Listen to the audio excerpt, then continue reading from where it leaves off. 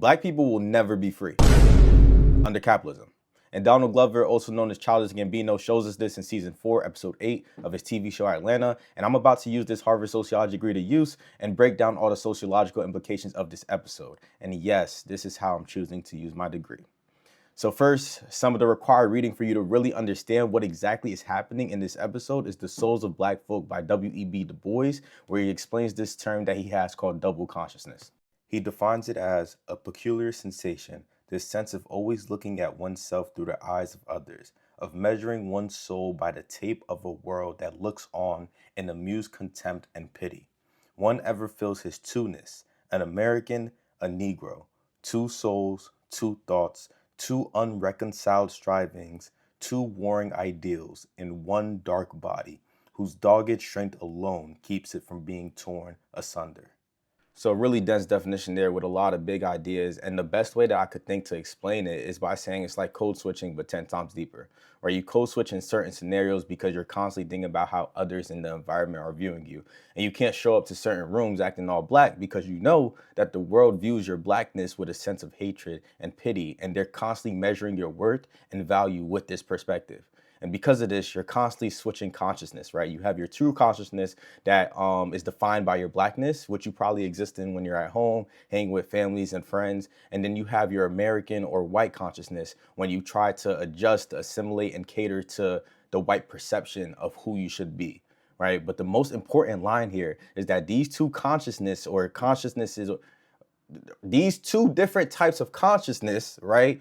They're unreconcilable, right? They're two warring ideals and they cannot possibly exist in the same person at the same time because they are contradicting. Because at the end of the day, the white or American consciousness looks at you and your blackness with contempt and pity. Once you give into that consciousness, you begin to see your blackness the same way. And there's two things that can happen, right? You either try and cater to both forms of consciousness and end up driving yourself crazy, like this guy in this episode of Atlanta that we're about to get into, or you abandon your black consciousness and activate your coon chip. And you might ask why you would ever give up your black consciousness in favor for white or American consciousness, or what I really like to call like capitalistic consciousness, which we're going to get into a little bit later. And DuBois explains this too when he says, the history of the American Negro is the history of this strife, this longing to attain self-conscious manhood, to merge his double self into a better and truer self. In this merging, he wishes neither of the older selves to be lost. He would not Africanize America, for America has too much to teach the world and Africa. He would not bleach his Negro soul in a flood of white Americanism, for he knows that Negro blood has a message for the world. He simply wishes to make it possible for a man to be both a Negro and an American, without being cursed and spit upon by his fellows, and without having the doors of opportunity closed roughly in his face. So basically, niggas just want to be African Americans, right? Not just by name, but in reality. But let's break this down a little bit more. And let's start with why I call white consciousness capitalistic consciousness, right? And it goes back to slavery.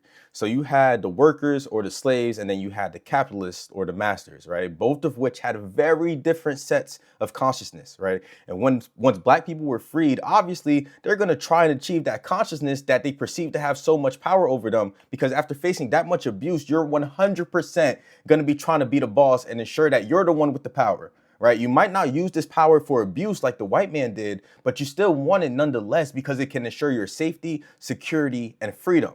Right? That mindset of power that made America such a great country is what America has to teach the world and Africa, and why the Negro does not want to Africanize America, like DuBois said.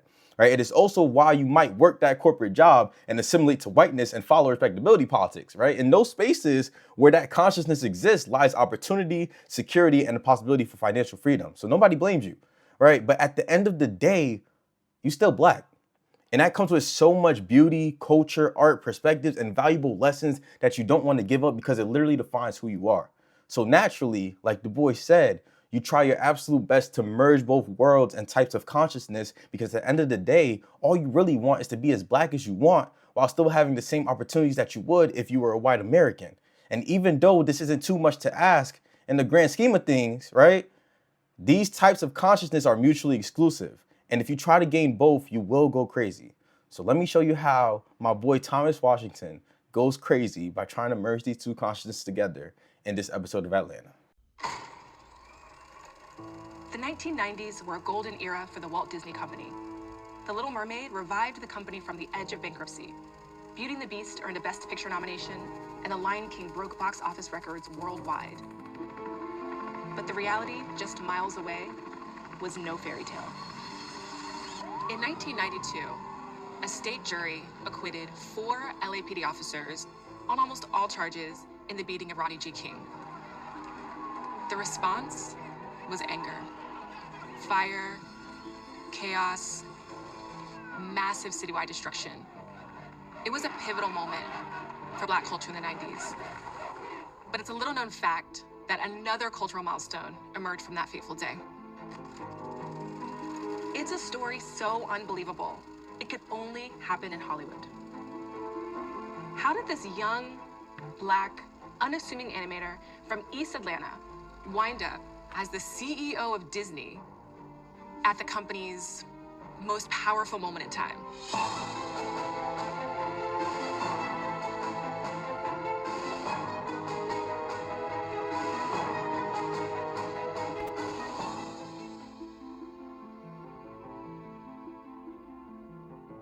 So right off the bat, the episode puts us in the 1990s in the middle of the LA riots after Rodney King is beaten by the police. Go read Twilight Los Angeles by Anna Deavere Smith if you haven't already. Great read. But this day is also when Thomas becomes CEO of Disney during its most powerful time. Right, we already see some notes of double consciousness here and how the two are unreconcilable, right? Because Thomas has to choose if he's going to support his race as they fight for justice against police brutality, or is he going to work at Disney? And even though these two events are happening in the same city and he's in proximity to both, there is no in between when it comes to these choices. It's either one or the other, because you cannot actively participate in capitalism and fight for the liberation of Black people. Those two things are very much antithetical, right? If you don't believe me, just look at slavery, which literally, quite fundamentally, made it so that the more Black people you had under captivity, the more money you made. T loved cartoons, something crazy. I mean, he was always drawing on his desk, in the margins of his notebook, in the textbooks, all on the walls, man. He just drove our teachers crazy. He was obsessed with this one cat named, Blasto Boy? No, Astro Boy.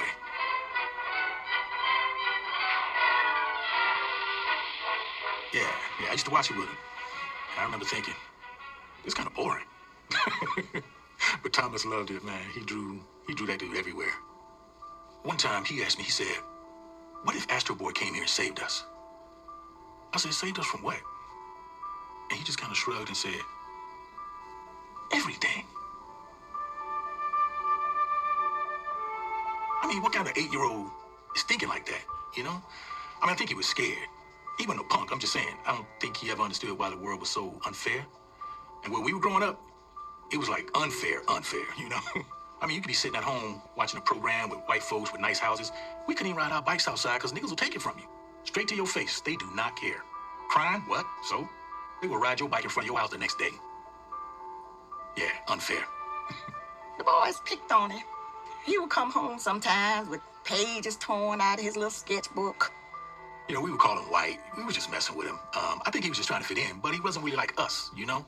And the kids would call him on it. I mean, he just wanted to draw. And he didn't understand why that wasn't cool, you know? I mean, niggas will make fun of you for anything. And I don't think Thomas was built to take it. Then the episode gives us a little backstory on Thomas's past and how he started drawing when he was little, and they describe how Astro Boy was his favorite cartoon character to sketch. So early on, right, he discovers how unfair the world was to him, and I find it funny how his uncle's example of how unfair life was shown through kids stealing bikes and riding in front of the house the next day. But I think that the real injustice that Thomas felt in his community was how they attacked his creativity. And I want to emphasize the point that to be creative means that you have the profound ability to create, right? And you'll see why I want to specify this in a minute. So we see this trope played out all the time, right? The Black community bullies the nerd because he doesn't fit in. And because he doesn't fit into what the community deems as Black, they call him white, even though these little kids probably never even had a single meaningful interaction with a white person before in their life for them to even know what it means to be white.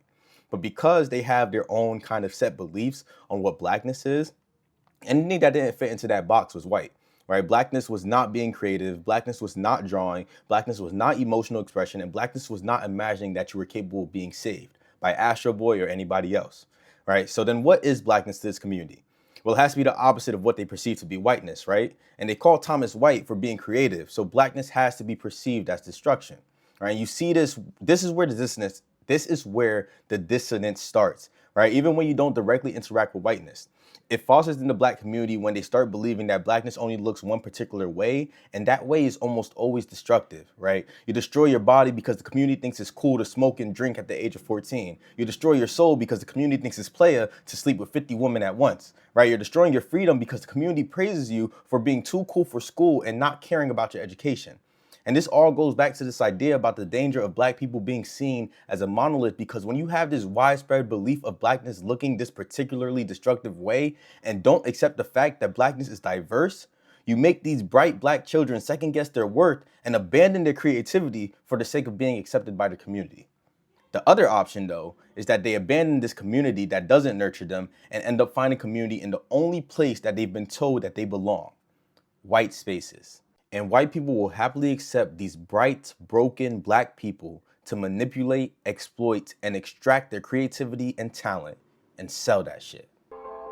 In 1987, Thomas left East Atlanta to attend Savannah College of Art and Design, or SCAD. It was here that Thomas's creative dreams began to take shape. We didn't have a lot of black students in the program then. Thomas showed a lot of promise. In his application, he wrote about how he wanted to work at Disney one day. We usually laugh at that sort of thing. Everybody says that, you know. But with his application, he sent a little flip book. Can you see this? I mean, he had the sensibility and the wit of a true Disney animator. It was clear that Thomas was very talented. For his thesis, he made this incredible short film. Well, I'd like to visit the moon on a rocket ship high in the air. He had little screenings. Teachers would come and students. The film felt so deep. I think it was somehow connected to him losing his father in freshman year. Uncle Ronnie died changed him, man. Thomas was in his freshman year at SCAD, and I didn't think he was gonna make it, but once we buried my Uncle Ronnie, man, it's like his brain exploded. Depending on who saw it and when they saw it, it was either the funniest thing or the saddest thing you'd ever seen. That short was what got him into Disney. No question. Disney instituted this diversity program. We knew that we needed to bring in younger voices from a diversified point of view, and that would actually strengthen our company. And Thomas was one of the first of those. So Thomas ends up finding this community when he went to college, right? He ended up going to SCAD, and everybody thinks he's brilliant, particularly when he makes a short film inspired by the death of his father, right? And I like how the professor says that the film was either the funniest thing you've ever seen or the saddest, because it really shows how complex the black experience can be and how it really isn't easily understood unless you've experienced it, right? And this complexity of emotion and ability to express pain is what I feel like is part of what DuBois was talking about when he said that the black person has a message for the world, right? Anyways, the film was born out of Thomas's trauma and is what got him his job at Disney. Remember when I said that the white man will happily accept these bright, broken, traumatized black children and exploit and capitalize off of them? This is how it starts. And then the uprisings happen.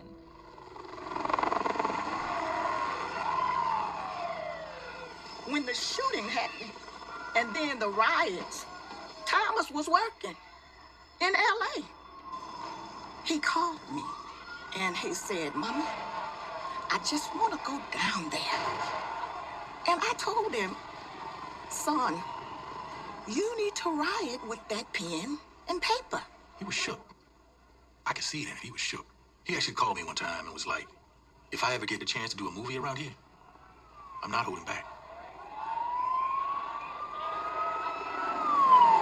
Now Thomas is at Disney and the LA riots are happening, and he calls his mom saying, "Hey, I feel like I really need to go down there." But she says how he needs to riot with that pen and paper.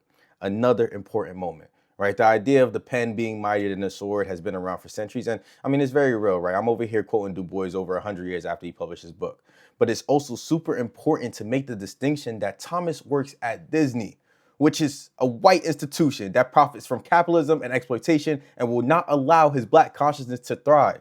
He cannot fully riot with the pen and paper at Disney because that would mean tearing down Disney and everything that they stand for. And why the hell would Disney let him do that? Right? Rioting with the pen and paper at Disney would be like trying to bring two unreconciled strivings together. You get it, right? And make peace between two warring ideals. You see where I'm going here, right? And DuBois already let us know that that's impossible. Side note though, I think the fact that Thomas wanted to go and join the riots and fight for his race says a lot about how deep race really goes, right? Yeah, it's a social construct, and yeah, it's not even like a real thing, but the implications of race are so real and have an insane way of drawing people together, right? Thomas was literally rejected from the black community since he was little, right? Ended up going to PWI for college, ended up working at Disney, which just started a diversity initiative, so you know everybody there was white. Right, but he still felt so strongly about the riots despite being so disconnected from his community and from his blackness that he felt like he wanted to go and riot with them, right? And that just goes to show how much our blackness binds us together, right? After the success of Beauty and the Beast, Michael Eisner put Dennis Stevenson in charge while he went on a sabbatical.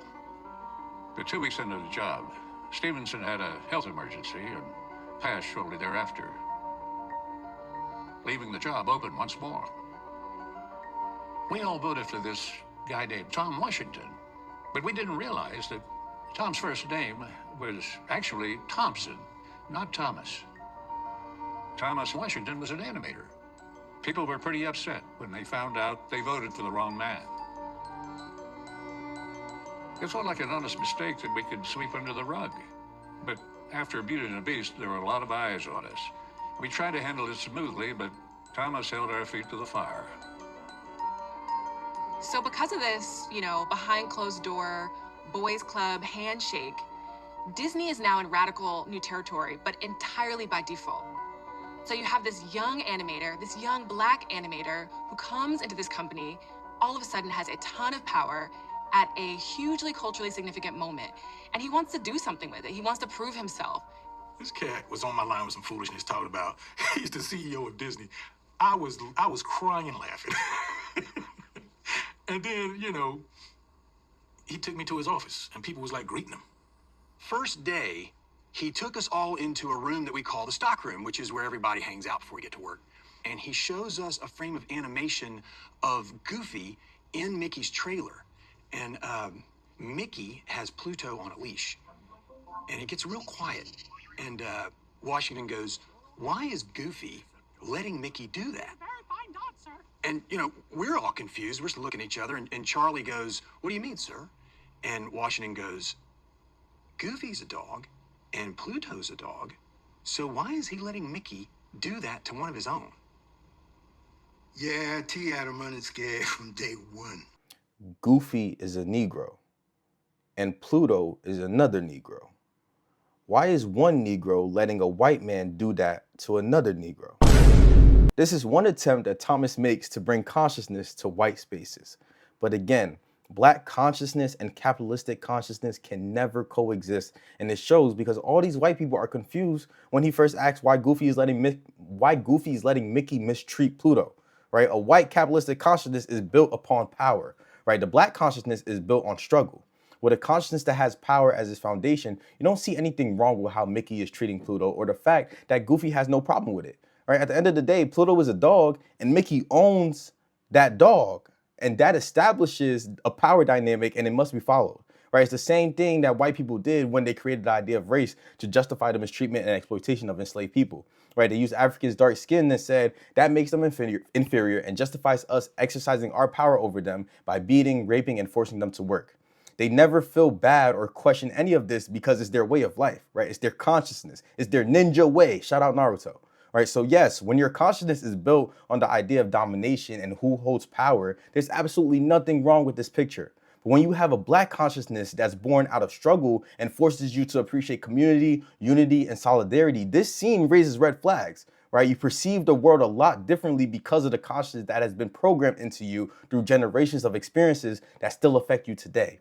And this is why you cannot bring capitalistic consciousness and black consciousness together. You cannot prioritize domination and community at the same time, right? You cannot prioritize power and expect to find liberation and joy, right? And side note, this is why the closer in proximity you are to whiteness and capitalism and money, the more you lose that sense of community, which is why you see so many super rich people talk about how lonely they feel, right? It's also why all these billionaires are, so set on destroying the earth for the sake of profit, right? Their consciousness simply does not value humanity or community. But as soon as Thomas came in, he said, I want you to be lead director on this. And I said, on what? And he said, the blackest movie of all time. He said he wanted to make a movie about black fatherhood. Man, he wanted to tackle everything in this movie. Segregation, single parenting, low-income career trajectories, fear of gang violence, incarceration, the amount of cheese in African-American diets. He wanted to make a movie that covered all this and more. And he said he knew the perfect character to do it. Thomas, man, he knew that people thought Goofy was dumb. But he wanted to show the systemic factors that Goofy was dealing with. Shitty job, angry kid, and embarrassed by his lack of influence. Man, it was wild how deep he leaned into all this, because as far as I knew, Thomas had a really solid home life. Now Thomas decides to go on this mission, which would end up forcing conscience on the people working at Disney as well as the whole world to create the blackest movie of all time about black fatherhood, right? And he wanted to tackle everything black. He wanted to show the systemic factors that Goofy was dealing with and how that is what contributed to him having such a bad rap. And this is how Thomas starts his journey with fighting back with the pen and paper like his mom told him to do. Because once you start to understand that the system is to blame, you stop blaming the individual. And when you stop blaming the individual, you begin to empathize with the individual. And when you start to empathize with black people who are like the individual, right, you gain consciousness and you begin to realize just how inhumane capitalism is and the fact that you're already probably a victim of it, right? If you're not like an elite or super rich, you're a victim of capitalism. Sorry to break it to you. And that's how revolution starts, right? When you realize that capitalism is harming everybody. But the capitalistic consciousness, to the capitalistic consciousness, oh my goodness, to the capitalistic consciousness, revolution is the biggest no-no, because revolution means destroying the power structures and dynamics as we know it. And keeping their power, right, the capitalists, right, keeping their power is their biggest priority, right? All they care about is power. That's what their consciousness is built on. So therefore, both directly and indirectly, they will attack this attempt at revolution however they can. Goofy really put forward the philosophy that just love your children for who they are and accept them and deal with the pain that the world is not going to love them like you do. I think in the movie, Dad laid in a lot of things. I notice it more now than I did then. If I could make you stop and take a look at me instead of just... In the beginning, Max sings a song, dunks a basketball, and then is cheered on by his peers. I think my dad was making a comment on black exceptionalism and how some people believe that performative assimilation is the best way to get by. My dad wanted to prove those limitations were just that. Limits put on us by outsiders. So the show says how Goofy was a movie about loving your children as they are and dealing with the pain that the world is not going to love them like you do. Right? And I think this is a really profound idea, considering the fact that a lot of black fathers naturally want their children to be loved by the world, right? So they try to shape them into someone that the world will love. And we see this often with their sons and how they often want them to be professional athletes, because for some reason, most of the world can only seem to measure the value of a black man through the level of his athleticism, right? However, to be able to love your child regardless of who they choose to be and just coming to terms with the fact that the world probably won't accept them regardless is a really radical form of love, because you're not trying to dominate your child and force them to become a mold of what you think is best for them, right? So it's extremely painful to know that your child, the child that you love so dearly, will likely be denounced by the world, but to be able to accept that pain and grant your child the freedom to live life as they see fit regardless is extremely revolutionary and breaks you free from that consciousness, that oppressive consciousness that centers around you exercising power over your child. At one point, he said you didn't want Mickey in the movie. And I kept saying, but it's Disney. What are you talking about? I can remember Thomas ranting in his office. They're trying to make me put this white boy in my movie. And I'm thinking, he's a mouse. He told me from the beginning, I'm not here for a long time, I'm here for a good time. He knew he was gonna get fired, but the win of it was fun for him. It was like a game. We had 15, 16, sometimes 18-hour days. And he would be screaming, "We don't dance like that." And he would bring his friends' kids in, and they would moonwalk and do all this stuff, Oh man, I must have drawn a pair of gloves dapping, I don't know, over 5,000 times. I just kept hearing, that's not a dap, that's not a dap. Where's the snap? You see my knees? You see this angle of these knees? Draw this. Get this down, okay? One time. So I think it's really funny how Thomas don't want Mickey in the movie because he's white, and then everybody's like, yo, but it's Disney, what are you talking about? Because it really is just like how, it's so hard to get an all black movie, and they always got to pop in that like diversity feature, like that white person or whatever in the movie, because like it's Hollywood, it's America, what are you talking about, right? And it kind of serves as a way to like water down the message and like about the black experience that you're trying to share. Because if you ask some white people, right, if you ask some people from different cultures, it's really easy to flip the narrative and make the movie about something else that it isn't.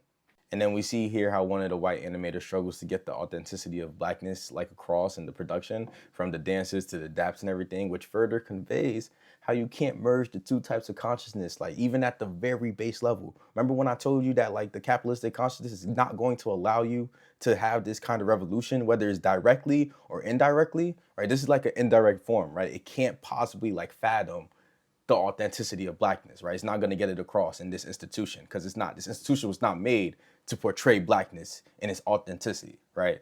I just couldn't take it. My fingers were just bleeding, so I went up to talk to him. And he was up there drinking whiskey with Robert Townsend and Janet Jackson, Sinbad and Adina Howard. Well, when I poked my head in, Thomas went, "Who ordered the white rice?" And they all just laughed.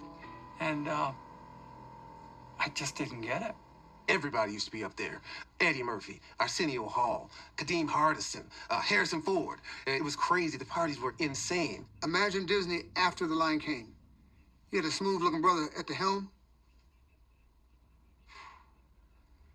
It was crazy he even had that office. Everyone would go up there and just hang as we plotted our overthrow of Hollywood.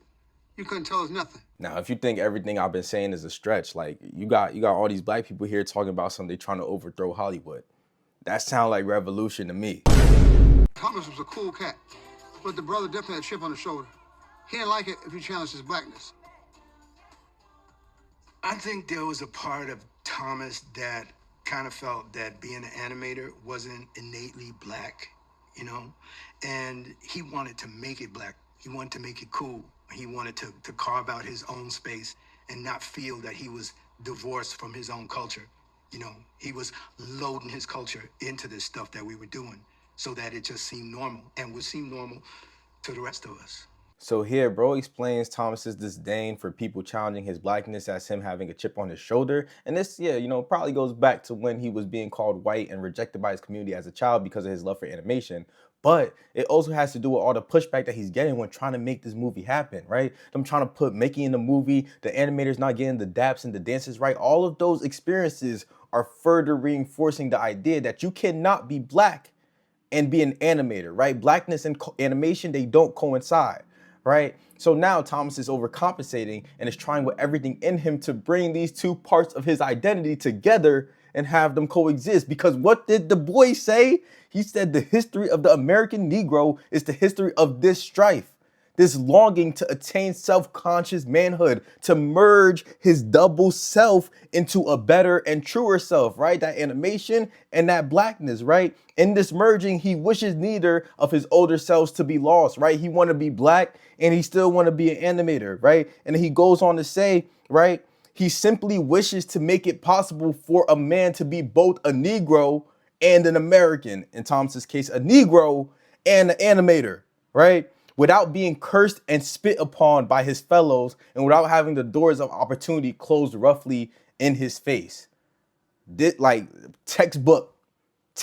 This is exactly what Tom is going through right now. Bro has a beautiful way of saying the same thing, right? When he says he wanted to carve out his own space and not feel that he was divorced from his own culture, right? But the thing is, he didn't carve out his own space. He was in Disney space. And that's why he was getting all this pushback that forced him to overcompensate, right? The consciousness that he was trying to promote did not align with the one that Disney was built on. So it couldn't click, right? There was a lot of things that just could not click because those consciousness are not meant to click. And that's why it could not just like seem normal. That's why the daps weren't normal. That's why the dances weren't normal. None of it. It was hard to kind of, coincide, right? DuBois said that these two consciousness are unreconcilable, right? You cannot force your consciousness onto the white one because it simply will not let you. It will reject,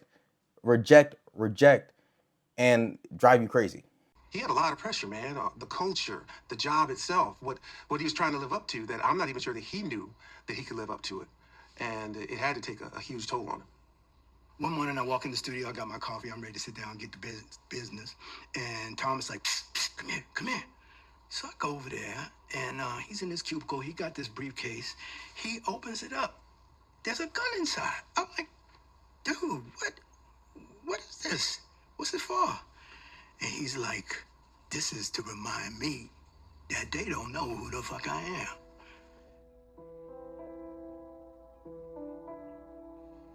Dad kind of started to lose it. All right, so, at this point, he starts to lose his shit, right? But this is also what happens and explains like a lot of violence, right? When you feel belittled or powerless, you often turn to violence to give you that sense of power or control, right? And remember when I said that capitalistic consciousness is founded on this principle of power and domination? Right, this right here is Thomas trying to tap into that consciousness. And you know that this is him giving into capitalistic consciousness because he says how this gun is to remind him that they don't know who the fuck he is. Right? DuBois says that double consciousness is the sense of always looking at yourself through the eyes of others, of measuring your soul by the tape of a world that looks at you in amused contempt and pity. And in this moment, Thomas gets this gun because of how he perceives that these white people at Disney view him. Right? He knows that they look at him in amused contempt and pity, so the gun is to remind himself that he has the power. Right? But like DuBois said, these two types of consciousness cannot mix. So trying to make a movie that embodies black consciousness while giving into capitalistic consciousness and trying to maintain power and domination is what drives bro so crazy. He had been fooling around, yeah, and drinking a lot. And he got pretty mean. He would say some mean, nasty things to me, which he'd never done that before. I remember at one time Maxwell tried to step in between his dad and I, and Thomas was not kind. He kind of raised his fist at Maxwell. When you start giving into capitalistic consciousness, you start to assert power and domination over those you love. That wasn't cool, because they had always been so close. He was a really good father. I mean, at least he tried to be a good father. I kept saying, Thomas, you're gonna lose him. You're gonna lose your son. But all he kept saying is, but this is for him. She said, Thomas, you're gonna lose your son. And he said, but this is for him. So like we learned before, this whole movie is meant to spread black consciousness through telling a story about a black father's love for his son. So in a way, this movie is actually for Thomas's son. But Thomas is now so power obsessed because he's tapped in so much to this capitalistic consciousness because he's in this capitalistic institution, right? And you need to in order to maintain the power there, that he's very much destroying his relationship with his son. Again, highlighting how you cannot mix the two. And one day there was a board meeting. All the Disney heads were there, and they started talking about the budget was going a bit high on Goofy. And one of the guys asked Thomas, he said, are you in control of the budget? And Thomas said, of course I am. I'm Goofy. And then he did this chilling laugh. You know, like Goofy, but broken. And it was terrifying, man. I almost started crying. He really thought he was Goofy. You know, as funny as that is, I find it real interesting that Thomas has this little psychotic break when they ask him if he's in control of something, right? If he has power and authority over something, you feel what I'm saying, right? It's only when they bring this idea of power forward that he has this little malfunction and he starts, you feel me? Right? So like bro explains how the laugh that Thomas does is similar to Goofy, but broken, right? So by now we all know that like Goofy is a reflection of Thomas and his attempt to love his son fully, but he's laughing like Goofy, but in a broken way, right? So what broke Goofy, who's supposed to like represent this expression of blackness and black consciousness, right? What broke Thomas's black consciousness? His attempt to reconcile with white consciousness. You can't have both. You cannot have both. So now he going crazy. He started getting really paranoid. He said he was afraid for his life, but he never said from whom. Suddenly, there were a bunch of guys in bow ties hanging around the office. He introduced us to one of them, saying, "I want you to meet my new head of security, Al Shaheem X." All right, don't laugh at him though, because this fear is exactly why so many black people assimilate in white spaces, and namely their corporate jobs, right? Black people get up in the white man workspace and leave their entire blackness behind, right? They put on that quarter zip, change the way they speak, and assimilate for the sake of survival, right? And this is the point that I really want to get across, right? Capitalism has made it so that the idea of poverty is worse than the idea of death, right? You can smoke, drink, and do a million other things that might kill you, but don't let you lose that job. Don't let you be poor, right? You're going to do everything possible to make sure that that doesn't happen, but not everything to make sure that you don't die, right? They got you valuing that dollar more than you value your own life. And Thomas is fearing for his life in this scenario, like no differently than you fear for losing that job, right? You are just as scared as homeboy. He just got enough money to hire a Nation of Islam militia, right? And at the very least, he is staying authentically black, even though like his version's a little corrupted considering that he losing his mind and all that. The thing not a lot of people knew about was Thomas had been going around town letting a lot of people know how huge this was going to be. And he had a lot of different black empowerment groups, radical movements, and just straight up gangs, all wanting as much influence and subtle shout outs as the other. You know, I think that he had made way too many deals at one point. At least that's what I heard. So now you see Thomas really getting deeper and deeper into this capitalistic way of thinking and capitalistic consciousness, because he's over here meeting with groups and cutting deals, and everything is now about the power, money, and influence that the Goofy movie is going to have instead of, you know, promoting consciousness, right? Truthfully, it all came down to the end of the movie. Really. Oh man, the end of the movie. I heard he wanted Goofy and Max to get pulled over early on, and, you know. Why would he do that? That makes no sense. That Power Line concert at the end, it wasn't supposed to be all honky-dory, dancing. No, it wasn't supposed to be like that at all. I heard Goofy was supposed to get shot at the concert. You know, a black man runs on stage like that at a major venue? Come on, man. There's something wrong here. Thomas was trying to make a statement. So we see this white consciousness continue to take hold when Thomas says that he wants him and his son to get shot by the cops, right? This is him like looking at himself and his blackness through the eyes of others, and kind of having white perception shape his view of black people, which, you know, means that they're deserving of violence and brutality and all of that, which is also why, you know, he said he wanted the Goofy to get shot when he runs on stage at the concert. Oh, I'm so sorry. Oh, man, I'm close. I'm close. I'm so close. I gotta finish this.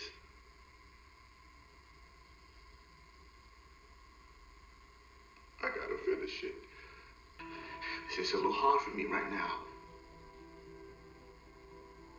I don't know why. So in this tape where he's breaking down, he's like, I gotta finish it. This is really hard for me right now, and I don't know why. He's losing vision for the movie, and everything is really hard for him right now, and he don't know why. I just told you exactly why. When the news finally broke that Dad was officially out, they let him back on the lot for one final screening of what they were able to piece together behind his back. He didn't know they had been working on the movie without him, changing and corrupting his original vision. He didn't take the news well. I was at that last screening, It was the Bigfoot stuff that put him over the edge. They'd added it without his knowledge. He'd wanted Goofy and Max to wander into a thrift store and discover Huey Newton's rattan throne. And once they sat in it, Max would finally understand what Goofy had been fighting to make him understand all along. Instead, they took out the thrift store and the throne and put in that Bigfoot bit. It's like they were saying, what you were after, your message, is a fantasy, as elusive and unreal as Bigfoot. They were working on the movie without him and changing and corrupting his original vision. Hey, if there's one thing that big, powerful white institutions is gonna do, it's still exploit and extract from black people and then corrupt what they extracted so that black authenticity is never shown. Because if they show that, they risk promoting consciousness, which makes revolution possible. And like we said, that's a big no-no. And that whole Bigfoot clip had amazing analysis, right? Your reality and message is so like unbelievable and fantastical that we're gonna just put Bigfoot in there, right? I don't even have anything to add there. You're gonna see, you're gonna be proud of me. I'm doing this for you.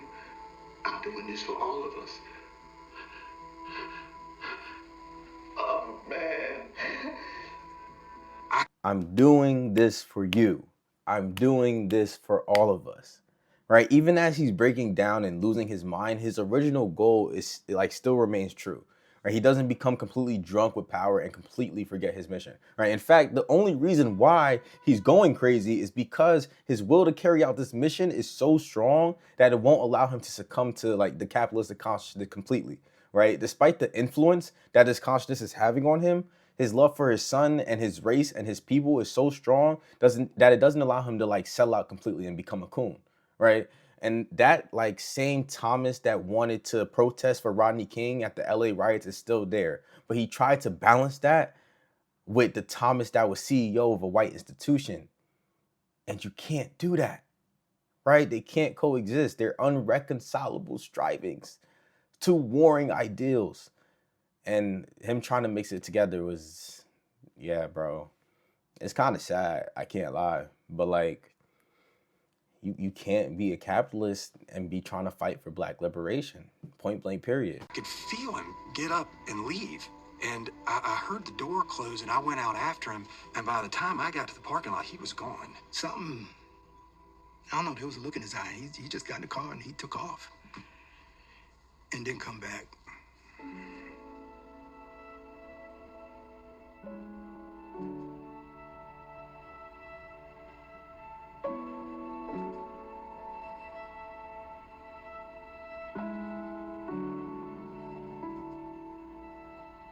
And then he commits suicide by driving into the lake that he and his son went fishing, right? And I think that this is a really like beautiful way for him to go out, because I feel like that was like the last remnants of his like black consciousness trying to fight through, right? Because it was him returning to a place where he and his son had memories filled with love, right? Like that was probably the most like authentic form of like, you know, black love that he had with his son, right? Going fishing with him. And he chooses to achieve like the ultimate form of freedom at this place, right? Through death, right? So he goes crazy, but then at the end of the day, he still liberates himself, right? He lets go of that capitalistic consciousness that's all about power and your own survival, right? And chooses to like just let himself be free through death in a place where he experienced so much like black love. You know that damn you live like this meme? It's so funny to me because the essence of it is those drawings he did in college. Black folks living their lives, being funny, being free, being real. Another really funny clip from this episode, but I think it's really important that they ended with this whole idea of his drawings in college having this essence of like, you know, black people being funny, free, and real, because it really draws us back to the original goal that Thomas had. Like, yeah, he went crazy. Yeah, Disney drove him crazy, right? Is the more important part. But like, that's not what this whole experience was about, right? It really was about, you know, him trying to, you know, push this consciousness out into the world. And it just so happens that it's not really possible in that medium, right? But at the end of the day, that is what's the essence of this whole story. It was the essence of his like career as an animator, etc. He would have been really proud that he became part of the culture. I think that's what he wanted in the end, to just be part of the family. And along the way, he made the blackest movie of all time. So we're going to analyze that last scene in a second, but first I wanted to talk about why the title of this episode is The Goof Who Sat by the Door, which is a reference to the book The Spook Who Sat by the Door, which is about a black man named Dan Freeman who joins the CIA to learn their tactics and teach them to the black community in order to fight against the government and incite revolution. Right? Therefore, Dan becomes a spook who sits by the door, overhearing and learning as much information as possible to give back to his people in hopes of securing their freedom. Right? Infiltrating these institutions is a necessary job when it comes to like revolution, but the toll it has on you is insane, considering that you're constantly having to pretend to be somebody that you're not and make compromises that you don't really want to make. Right? And one concept from this book that I think really relates to this episode is the idea of a chain of command. Right? So if the leader of the revolution dies, there's always somebody next up to continue to fight. Right? And they stressed the chain of command thing so much. And it's really because they knew that the mission that they were on was sacrificial and suicidal to a point. Right? The cost of revolution is death. Point blank, period. And many must die in order for real change to happen.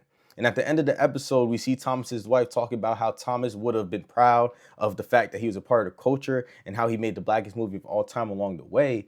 And I just want to add that through him making this movie and sacrificing his sanity and therefore his life, he also became part of the revolution, right? And now it's up to the rest of the people who are on this chain of command to continue it. But hey, man, what do I know? Maybe this whole video was a stretch. Let me know what y'all think in the comments.